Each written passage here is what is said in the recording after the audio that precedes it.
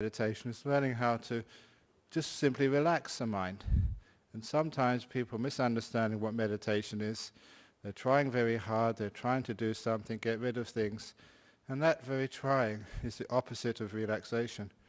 In the same way that if you're trying to relax your body, you can't be doing things with the body. You can't be running around. Even walking does not relax the body. You need to do something a bit more passive to relax the body. And the same thing with the mind.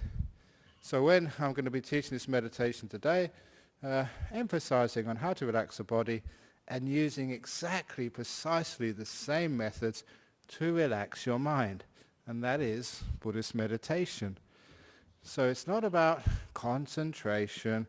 That is a very unfortunate translation, or rather mistranslation of the Buddhist word for samadhi. It is about stillness, relaxation, peace, stillness. Those are the words which describe what meditation is all about. So, first of all, you just sit comfortably. You don't need to sit on the floor. You don't get extra points for sitting on the floor. We want to make sure everyone sits comfortably. On a chair is more than fine. Or if you have your own little stool somewhere, you can bring that. We have these Zen stools, which you can see on the back over here. Just a little... Do you want to hold that up, Chris? So you see those stools? They're really comfortable for people to sit on. You can make them yourself. I think there's a few on sale in our library, and they're very, very comfortable to sit on. So you're doing this because it's going to relax you, relax your body. And if you're sitting and going through pain, all you ever get is more frustration. If you want to experience pain, then go to countries like Syria or Iraq, and they will teach you all about pain and torture, and that's not what Buddhism is about at all. So we learn how to relax our body, sitting comfortably first of all, whatever position is comfortable for you. And now to be able to take that relaxation deeper, we do need to be very aware of our body. Simple mindfulness. Now that awareness of your body is just very superficial at first. You have to keep your awareness on your body until the awareness gets strong enough. You can actually start to perceive tensions and tight spots in your body. And awareness is not enough by itself. We have to add this other wonderful quality, which is usual, common, so well understood in Buddhism, but often not practiced in meditation, just compassion, kindness, softness. Which means that when you see a part of the body which is tense, you learn how to relax it. The mindfulness gives you feedback. It's like looking at the gauge, your speed gauge in your car. You can see when that speed gauge changes whether you're accelerating or you're slowing down. It gives you feedback. And so this gauge in the body, you can see through mindfulness if your body is tense or getting more relaxed. And that mindfulness, giving you feedback, is how you learn to relax your body more and more and more until your body gets really relaxed. Now once it gets really relaxed, you don't stop there. You actually start to notice what I call the delight in relaxation. Now you may think this is just an interesting technique, but this actually becomes very powerful later on in the meditation, to be able to recognize the happiness, the delight, the sheer joy of some of these states of relaxation. You all know that such a delight exists because people spend thousands of dollars going to Bali to sit on a chair next to the ocean and get relaxed. But you don't need to spend all that money and go through all the airports and have your flight delayed and lose your baggage and all the other stuff which happens when you go traveling. You can do it here every Saturday afternoon and save yourself a lot of trouble to relax deeper than if you were by the beach with nothing to do. So how that happens, the reason why people pay a lot of money for those holidays, there is a delight, there is a happiness in physical relaxation. It feels good. This is what I want you to start perceiving, noticing when your body relaxes. It feels really nice. And if you notice a delight in that relaxation, Strange thing happens, the relaxation goes deeper. Somehow or other, when you see something delightful, the mind automatically wants more, and you don't take the relaxation deeper, your mind takes it deeper for you. Simply because it notices delight, automatically it wants more of that, and it goes more and more relaxed. So, you do that with your body, relaxing to the max, until your body feels so delightful. Once a body has relaxed and feels delightful and you've enjoyed yourself, it doesn't matter how long that takes. It really depends upon you, on the situation, the time of the day, the time of the month, the time of the year. So don't give things such fixed rules. You have to adapt. That's what mindfulness does. It gives you the feedback. See how much you can get relaxed. When you get the delight of relaxation, you can't relax any further. Fine. Now's the time to let go of the body and start doing the same thing, exactly the same thing to your mind. Now, I like this technique because most people, they have some idea of relaxing their body, but they have no idea how to relax their mind, which means that if you just start meditating and try to do this and do that, watch your breath, you can't do it.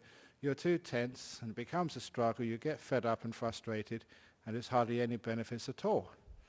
You go away as just crazy as you came in here. But if you can learn how to relax the body first of all, and then you'll find you can apply those exact same techniques to relax your mental world. So once the body feels good, then you look at your mental world, and it's full of all these problems from the past, all these worries about the future, all these things which are like aches and pains, but now not in the body. They're aches and pains in your mental world. And in exactly the same way, you relax your body. In exactly that way, you relax the mind.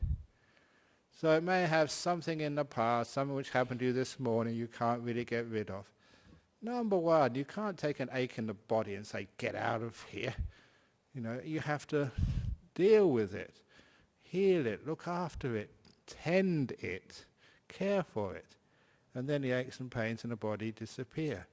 In the same way, use mindfulness and some kindness to relax the body. You do exactly the same, awareness and kindness, to relax your mental world. For example, somebody said something really nasty to you this morning. And you can't just say, get rid of it, get out of here. You be aware of it and be kind to it. And you find that awareness and kindness, just like it relaxes the body, takes away the pressure and the tensions in your body. It takes away the pressure of the past. The past doesn't seem to be dragging you back with a tension. When you're kind to something, you find it softens. So I call this softening the past. Aware of it, kind to it, allowing it to be. And it gets just like an ache in the body. It gets less tight, more loose, until it gets so loose, it just vanishes away. That's how you deal with the past. And the same may be worried about the future.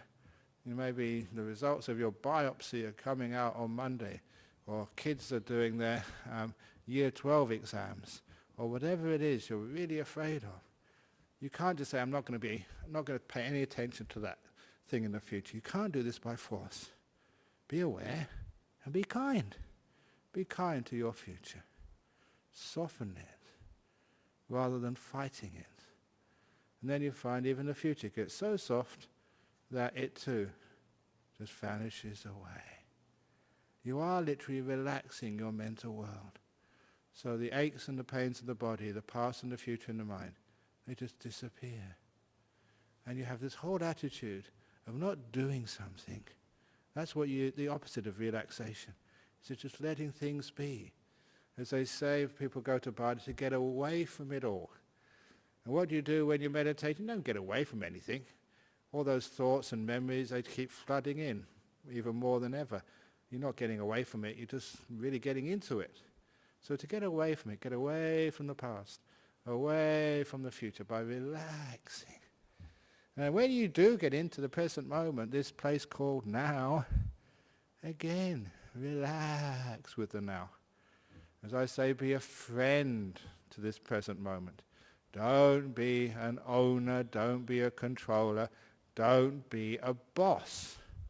People are really good. They're not bosses most of the time. But when it gets to their family, maybe then they're the boss. When it gets to their body, they're certainly the boss. When it gets to the mind, they're the control freak. The dictator. So don't be a dictator to your mind.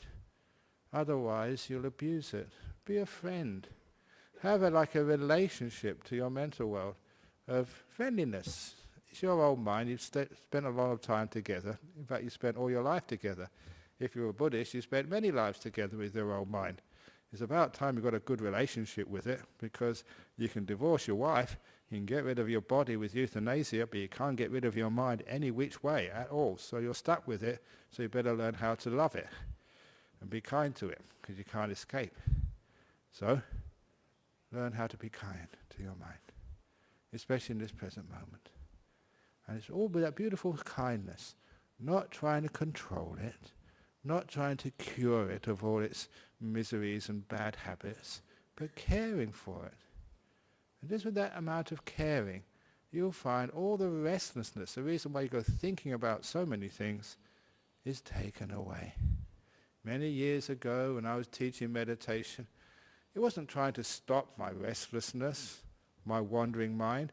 It was asking, why does your mind wander in the first place? What's the cause of a mind wandering away?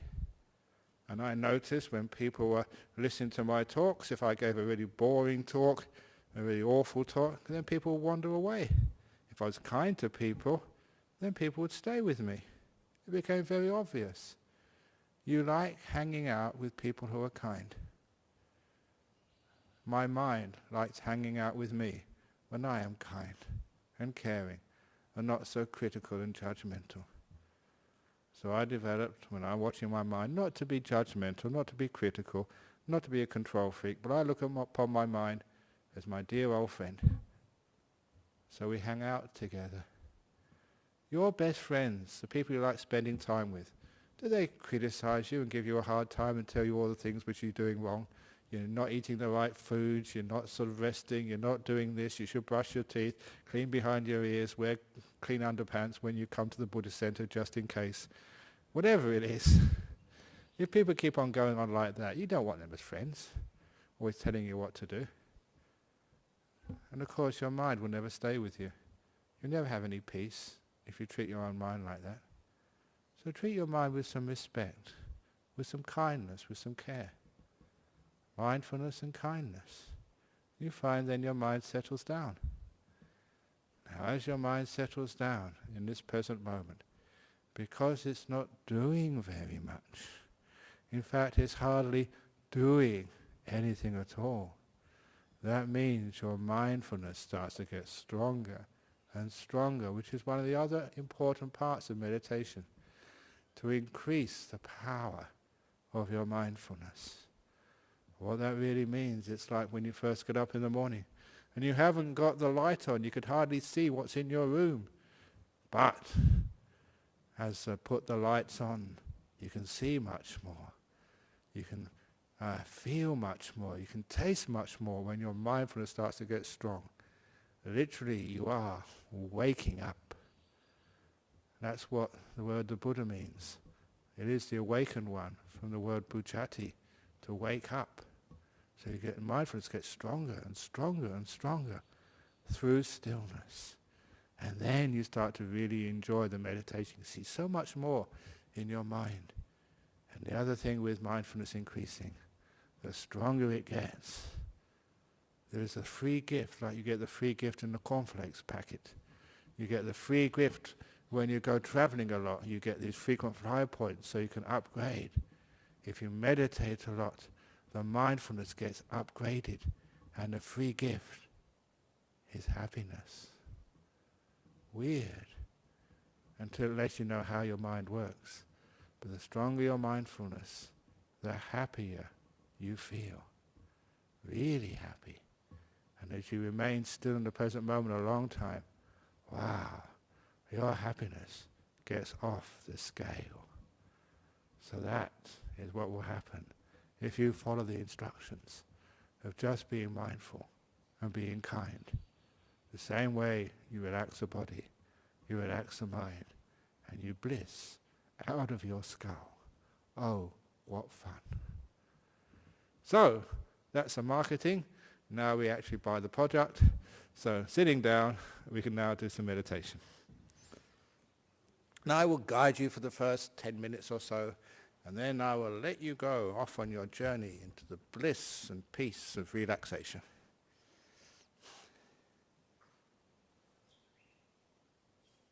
Here we go. So, closing your eyes.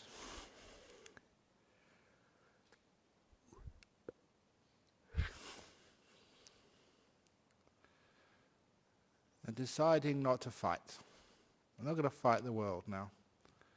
We're going to relax with the world. We're not fighting our body, but learning how to be at peace with our body.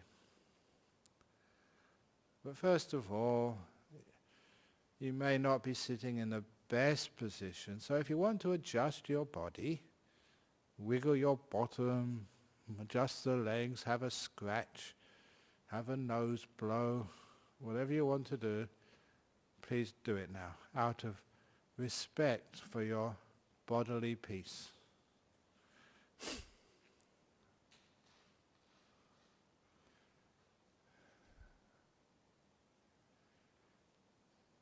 And you can move right throughout the whole meditation if you need to, but especially the first couple of minutes. To relax the body through movement, through adjusting, scratching, whatever, coughing, blowing noses.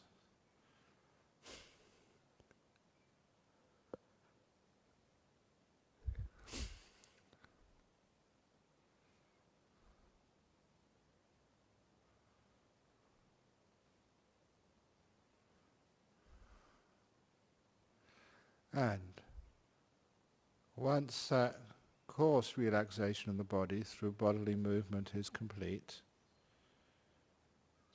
now relax the body even further. If there's any tightness or tension anywhere in the body, any pain, any irritation, be fully aware of it.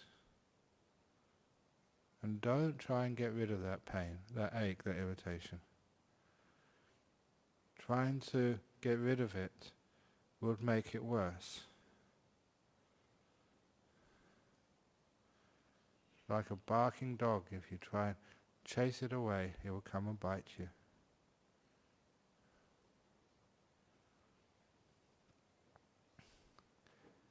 Instead, be aware and notice that mindfulness gives you feedback, and you can notice how sensations in your body change.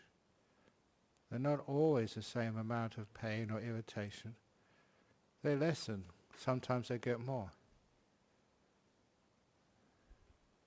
Find out why they get relaxed. What attitude of your mind, when sent to your body, makes the tensions be relieved,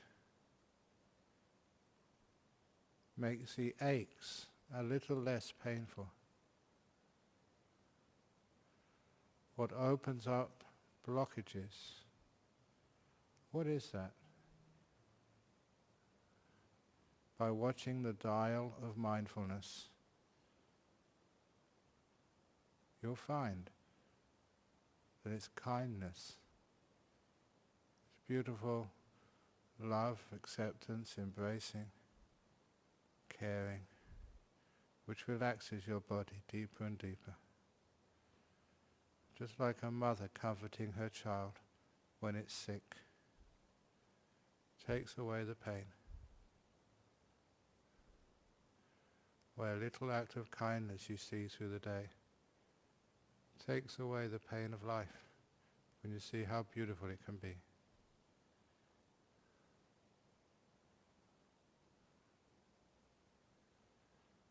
And stay with your body, whatever part is irritating. Focus Use mindfulness and kindness and feel the body open out and relax,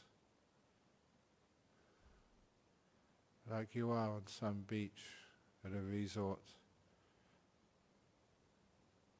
Nothing to do, nothing to get rid of, just being here with your body, relaxing to the max.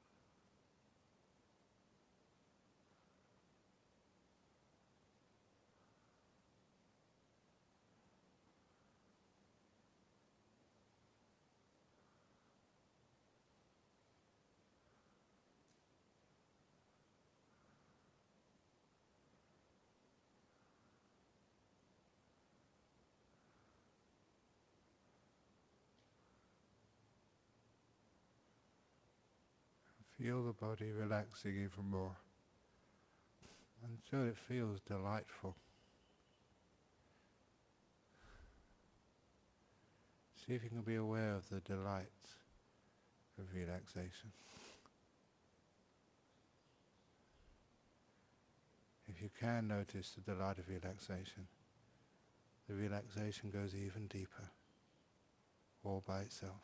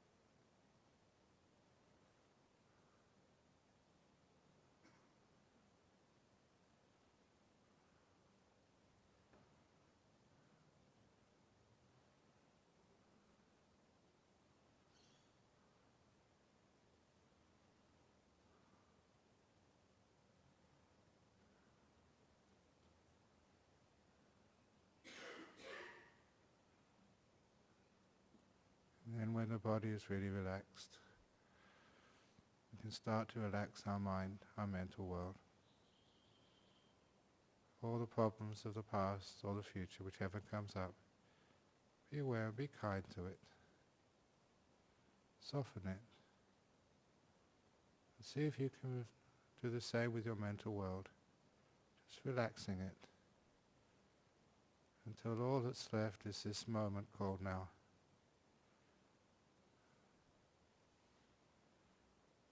And you look at this moment called now as your best friend.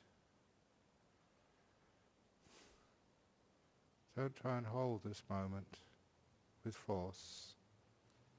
Don't use willpower, use kindness. Stay with this moment. And enjoy the delight of a relaxed mental world. Getting away from it all.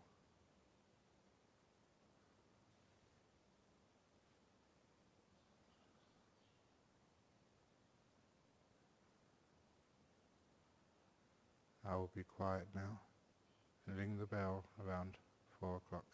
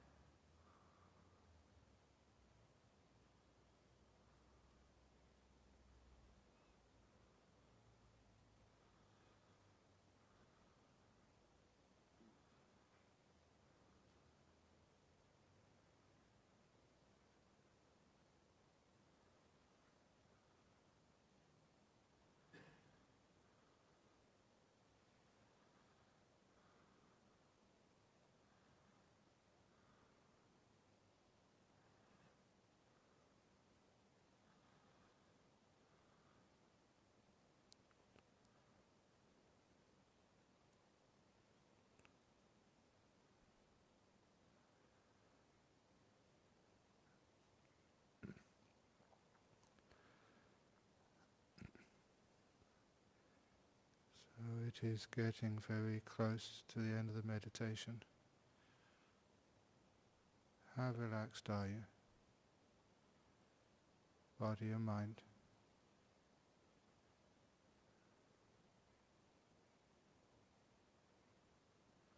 And how delightful is this feeling? Having nothing to do, nowhere to go, just being in this moment, aware and kind. Content.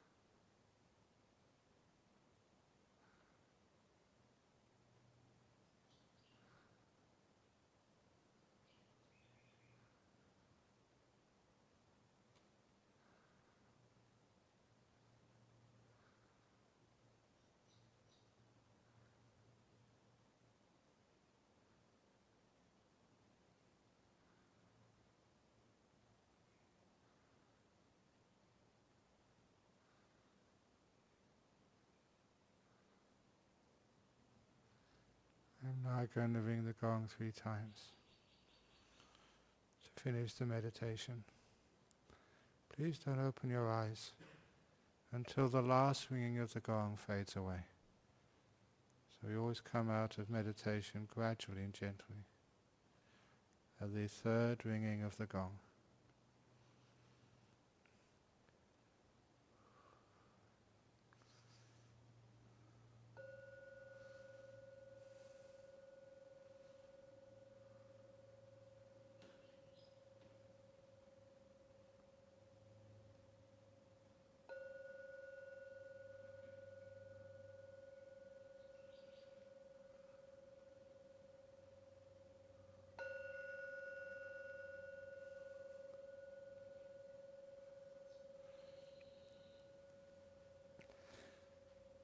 There we go.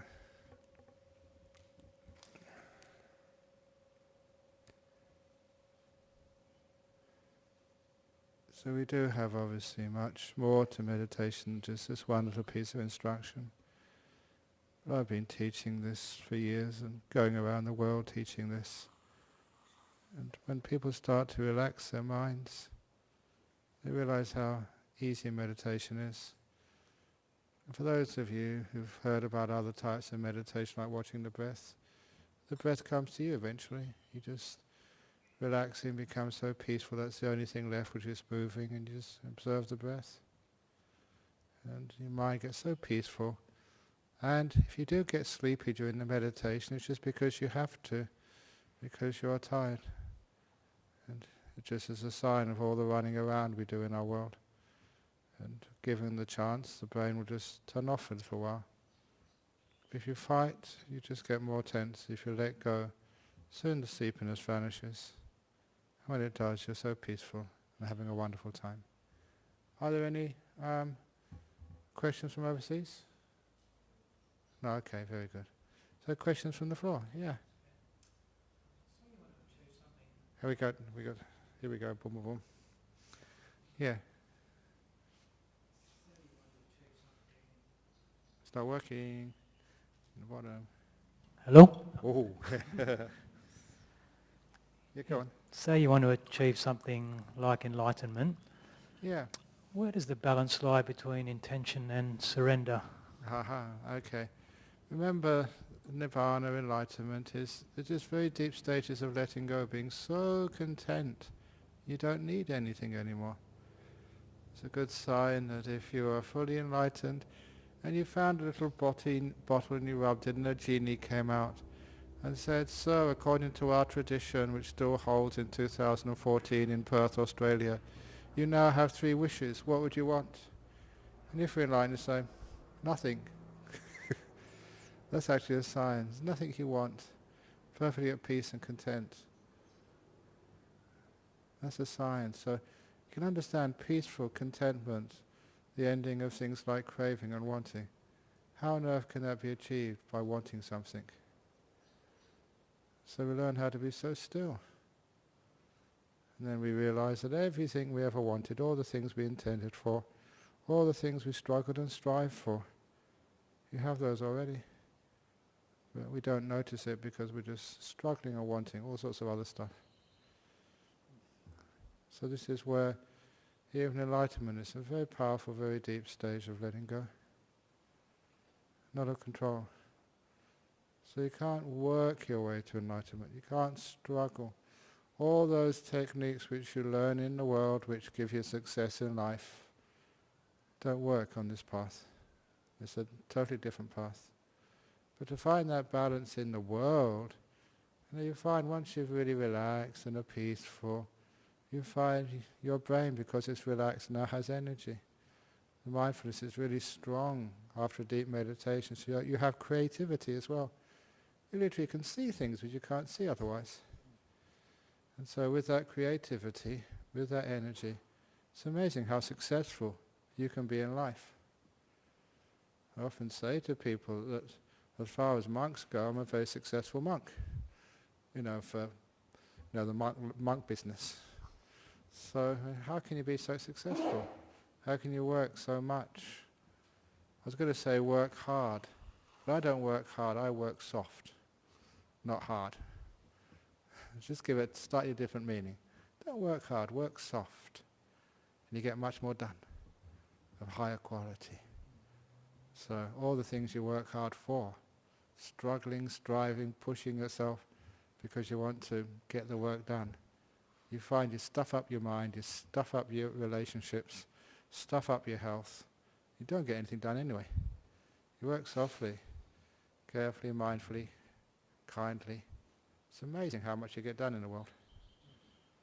So the nice thing about this, it's not an either or. If I get enlightened and then I can't work, I can't do my job.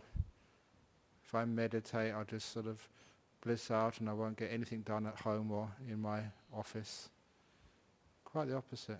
You get more done, the more peaceful you are. Paradoxical, but that's true. That make sense to you? Makes sense. Thank you. Okay, Chris. Bante, can I ask you a technical question? Yeah, sure. Okay. When you've been sitting and you've got reasonably good focus, I won't use the word concentration because I know how you feel about that word. Okay. Concentration, oh no. And you're established, and this question is with respect to the Satipatthana Sutra and the Buddha's instructions for meditation on the breath, so that the first quadrant is on the body, the second is on feelings, the third is on perceptions and mind objects, and the fourth's on consciousness. Correct me if I'm wrong. Okay, can I correct you? No. Okay, please, carry on first. Is that basically... No, it's the second tetrad is on Vedana. Vedana, that's what I mean, yeah. Vedana. It's pleasure and pain. Yep. So yep. we actually, it's a really important point. When you do the Anapanasati Sutra of the Buddha, you're only watching the breath at the very beginning. Yeah. And then you're getting the feeling, the joy. What I pointed out at the beginning, focusing on the delight of just being relaxed and peaceful. And the next part is focusing on not perceptions, on the citta, this thing we call mind. That was my question. My question is the third tetrad, and actually samadhi without an object, okay, without an acquired sign, and doing that practice. So you've got good concentration. It's gone from physical breath to mental breath to delight, okay. And now you're just sitting watching the mind, okay, in the third tetrad. Can you explain a little bit about that practice? Okay. What is the goal of that and where does it lead to, please? Okay. So when you're watching the delight of basically of the breath and relaxation, the body vanishes. And you're in the sixth sense. And sometimes we live in a Western world which has totally abandoned the idea of a consciousness of mind, the sixth sense. Quite frankly, I've spent a lot of time going overseas in McGill University, supposed to be giving a lecture or seminar for the day on consciousness and the mind, from science and from meditators. It turned into something else which was a bit gross, but I spend a lot of time trying to really say this mind, this citta, is something totally independent of the body. And once you understand that framework, it makes so much sense. You're going to calm this body down, keep it still till it disappears. So the first 8 parts of the Anapanasati Sutra, learning how to let go of this body and the 5 senses. The first 8? Yeah. Okay. Yeah. Okay, it's a mental breath, that's good, but how you perceive the mental breath is through the joy of it, through the happiness of it. It's like, seeing Chris and noticing how happy you are, rather than just, how, I was going to say something. Is that you watch Ajahn Brahm, instead of watching, how fat he is, how happy he is. Just so your perception is of the joy and the happiness part. And then it becomes just, that disappears with the body and the breath disappears. And then you just got this citta, this mind. Can you say something about that, please? Yeah, how it usually occurs for most people is they see a light in their mind. A light. Yeah, okay. Were you talking about nimittas? Nimittas, yeah, exactly. Is there a way to do samadhi without a sign, not with a sign? Of course there is. There is a way of bypassing that sign, but it's about the nimitta, the light which comes up in your mind.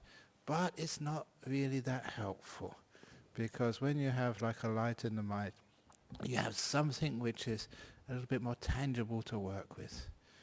And the reason why the nimittas, these lights, don't come up is because we don't develop enough delight. And the delight is like a sign of the power of your mindfulness. The more delight, the stronger your awareness is. So sometimes when a person, their body vanishes in meditation, really vanishes, there's lots of meditators, this is, I teach a lot, they report to me they just go into, it's a dark place, it's peaceful, but there's no sort of oomph in it. And it's because as Westerners, in our world, we're afraid of happiness. As a psychologist, you know this. Sometimes when happiness comes, we want to destroy it. There must be something wrong. I'm not allowed to be happy because I've been a bad boy when I was a kid. And your mum said you're never good enough. Whatever it was, that there is a huge amount of resistance to being happy. And that really comes up when you meditate, which means that you don't cultivate enough delight, and the mind is just kept down, it's subdued, rather than allowing it to fly into this incredible, powerful mindfulness and happiness. And it can also be scary as well, because you've got power, and people don't know how to use power, they get afraid of it. So you have to keep relaxing yourself as your charge increases, as you go deeper and deeper into that experience. Yeah, and then mindfulness shows you that if you want to have stronger mindfulness, you have to let go more, be more still, and it's a natural process. The more still you are, the stronger your mindfulness. The stronger your mindfulness, the happier you are. And it's just like the lights come up in your mind, what you can see. It was during the rains retreat, this one lady, my simile of watching the toilet bowl and seeing the most beautiful lump of shit in the whole world I've ever noticed. It's an absolutely true story. But one of the ladies during the rains retreat, she was actually sitting on the toilet and looking at the tile. And she saw the tile became just, not a fancy bathroom tile, just a plain white tile because, we do it on the cheap. And the tiles actually came from a fire sale, literally. A warehouse was on fire and somebody brought those tiles and they literally were that. And so it's an ordinary tile.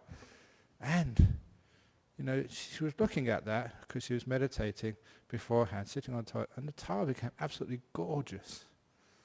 Amazingly beautiful. Now that is very common in meditation. That's a sign that your mindfulness is really strong. What you see. And many people have these smells. They can smell fragrances everywhere. Just because your sense of smell has just got really beautiful. And if you feel the body, just stroke up, it's incredibly soft. Basically that's a sign that your mindfulness is getting very strong. 5 senses that vanish. And that mindfulness, it sees this mind, it's gorgeous. So once you have that gorgeousness, that happiness there, then it's nearly always you see the beautiful light. If you're peaceful, you haven't developed the happiness part, and the 5 senses have vanished, then you don't really get the strong nimittas. It seems to me that is a crossroads in the where long-term or medium-term meditators who are going deeper and deeper into the mind can get to the crossroads, and they can take a very wrong turn and park themselves in a place of sloth and torpor, of laxity, and spend years meditating there, think that they're meditating, and meditating for many hours, and actually just being like a Thai water buffalo, and having this sort of peaceful, cruisy space, instead of this brilliance or this luminosity that you speak about. Indeed, and one of the reasons is, again, because, and I say this is technical, but it's an important part because this keeps coming up. Even recently, I think it was just on Wednesday night in London, somebody asked me, he said, but you're going to attach to that happiness. And I have an idea in Buddhism, we're not supposed to be attached to anything. Everything we have to be detached to. And I counter with just the first little say, if you're on the back of a motorbike in London, please be attached. Don't fall off. And I say that because obviously in life there are many things we have to be attached to. And when it gets to the bliss of these meditations, I quote now the Buddha. This is Pasadika Sutta. You've heard me say this before. This is recorded. So if you look at the Pasadika Sutra of the Digha Nikaya, that's the place where the Buddha answers that question. Precisely. What happens if you really start to indulge in the bliss of these meditations? And that's where the Buddha says specifically, only 4 possibilities. First, second, third, fourth stage of enlightenment. That's what happens if you get attached to the bliss of the jhanas. In other words, we're supposed to do this. This is what we're supposed to do. Remember some Thai forest monk, I forget who it was, he said, being attached to the jhanas, that's not a problem, it's attached to all the other stuff which is a problem. Attached to the jhanas, the bliss of meditation, that's not a problem at all. That leads to being enlightened. So that's when these nimittas come up and they're really powerful. Oh, just get into them, go for them. And that's when those stages of meditation in the 9th, 10th, 11th, 12th is, you've got to sort of stabilize that beautiful light. Empower it. Spread it. Now, first of all, you experience it. That's number 9. Then samadhahang is that's actually the 10th. Sampasadana, that means just bring it more joy. I call it, polishing it, brightening it, making the light more radiant, more intense. And then the samadhahang, the 11th stage, is you keep it still so it's not going around the place. Focus, perfectly still, incredibly bright. And the 12th one is when you enter the jhanas. Is there any other way in that stage? There is other ways of going into the jhanas, but that is actually just going through the bliss. In other words, it's bypassing the nimitta stage, but yes, through a feeling of great bliss and peace. And does it always have to be consolidated through a nimitta into jhana, or can you just get actually that luminosity in that stage? Luminosity is fine, but you have to really sort of get a lot of energy up. Thank you. High energy, beautiful letting go. Because the more you let go, the less you do, the more mindfulness gets a big boost. Thank you. Yeah, sure. Can you pass the microphone over? For those of you who need to go, please, you cannot offend a monk, so you can go at any time, especially if you need to go to the toilet and do some other letting go. Yes? I think you just answered it, but how long should you, if you've got the time or whatever, there's no danger in just going deeper and deeper and into your meditation, if you find it, I don't know if it's endorphins or whatever, if it's going good. If it's going good, carry on. Yeah, just in one sitting, if you want to do it for, for half the night or something, or something like that, there's no, There's no time limit. It's only here because we advertise 45 minutes, so I try and keep that. But when I teach a retreat, I like telling jokes, but the jokes are there for a purpose. We keep no bell silence. No bells. I hate ringing this gong because sometimes I'm having a good time and I have to come out for you and ring this blooming gong. I don't want to. I'm enjoying myself. A few times that's been very difficult for me, sitting up here, ringing this gong at 4 o'clock. And if I had the choice, if you weren't here, I'd be still meditating here. So keep it natural. Yeah. There are times when 10 minutes is enough. Yeah. You realize you're getting nowhere. You just, pushing yourself against a brick wall, it's not going to work. Other times, half an hour is just the right time. Sometimes a couple of hours, and you're having a great time. Yep. So if you're having a good time, please carry on. Yeah.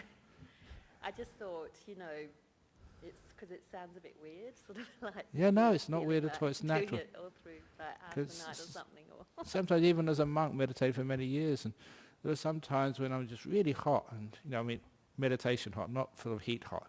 Yeah. You really get into it, and you're just really going, and you don't want to come out. Yeah. And there are other times, maybe you're tired, or there's sick, or there's something wrong, and after half an hour now, you realize this is enough. Yeah. And after many years of meditating, you know that. You know whether you're just wasting time carrying on, or whether you're carrying on, wow, this is going to really work this time. And so I think, like, if you sit down at a certain time each day, it's okay. Like, That's okay as well, sometimes but you go through a bad patch and then you don't do it for a few days, and then it's harder to get back into it. but if you keep meditating a certain time, and you force yourself, then you'll start giving it up. So it's better, like, to do it when you feel like it. Exactly. And I say that simply because if you force yourself, like anything else, the mind gets resentment and anger, like you force a kid. Yeah. You don't use force, but sometimes you can use a bit of rewards, a bit of temptation. I give myself a chocolate cake if I meditate, or whatever. Whatever it is, sometimes don't use the punishment part of it, because that really turns the mind away from meditation. Use the kindness. Because I find, like, I go through a good patch and Yeah. and like maybe a week and a half or something, then it's like, I don't know what's going on, sort of thing. Yeah. But it's not that, it's harder, Well, or it's just something hard, And the main thing is when you really start to delight in the meditation, it's such a Yeah. beautiful thing to do. Then you always schedule it in above other things. You may have your favorite movie, maybe some soap opera or some cricket match or something people like watching. And when you're doing something you really want to watch and enjoy, the mind wants to do it. Yeah, because I didn't know if it was like a training of the mind, or if it's more like, do it when you want to. Or Yeah, it's something, what happens to the mind. You don't do it, you don't train, but as you enjoy the meditation more and more, you get more happiness out of it. You look forward to it. Yeah. And it's just like taking the dog out for a walk. Yeah. As soon as the dog sees you touch the leash, wags its tail, woof woof, I want to go. Yeah. And that's like my mind when I meditate. I sit down and I say, yeah, you didn't take me for meditation? Woof, woof, woof, woof. And my tail wags, wags, wags, because I've had such a lovely time meditating before. But if I'd force the dog to go for a walk when it doesn't want to, then the dog won't do that anymore. Yeah. You get sort of... Okay, there's one more question over here. Yeah, we keep going. Yeah, here we go. Here we go. Recently, a friend was brought up to me. There's this book written by Ajahn Sumedho on Sound of Silence. Ah, yes, yeah. And when he was talking about this, and suddenly now I got this, noticed that sound, I picked it up, and it's just only recently. And it's been all like a constant thing. And how do we address it when we meditate? If you look into the Hindu meditation, they have that as a Hindu technique of meditation, but it's never really been used in Buddhist meditation. And there's a good reason for that, is because we're trying to let go of all sound. And you find that you can start that, you can focus in the sense of everything else can disappear, but you're still left with the sound. So you can't take it deeper. So it can go only so far. Which is why that it's great to be able to let go of all sounds as soon as possible. I remember one of the monks who was actually Manindo, and he had a good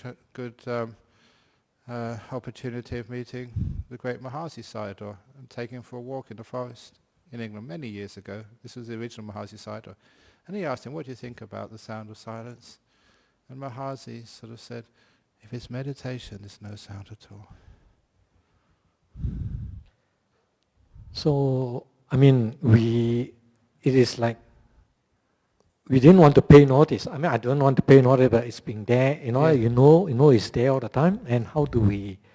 Well, that's the thing. I mean, you can feel the humming of the air or whatever it is, but it's not there all the time. In the sense that your saliva, the taste of saliva in your mouth is there all the time, but it becomes a hindrance. You need to sort of let it vanish and disappear. When things vanish and disappear, then you're free of them. So that is why the breath is better than the sounds, even what they call sound of silence. It's an oxymoron. If it's silent, you don't hear anything. If there's a sound, it's completely different. It's not the sound of silence. Silence is no sound at all. So it's a sound. And it's useful for people because it stops them thinking, it gives them something they can focus on, and it can actually get rid of a lot of problems. But it can only go so far. In other words, soon you get to a dead end. You can't go further. With something like the breath actually changes as you get more and more calm and peaceful. Because you're being still, you don't need so much oxygen for your body. The breath starts to get less and less. It's just its nature. And it gets so soft and so almost hardly not there, it can actually vanish. And the sound of silence can't do that. That's why the breath meditation was taught by the Buddha. Thank you. Okay, there we go. Some really good questions today. So thank you for the ones who asked the questions, and thank you for staying on to listen to them. So now we can actually do our prostration to the Buddha, and then if you've got any more questions, please, I'll be up here for a while. And again, for those of you who just come starting off meditation, remember there's people here who've been meditating for years, people come just for 6 months, so we have all sorts of questions, and everyone, the basics to the refined, they're all welcome, all respected.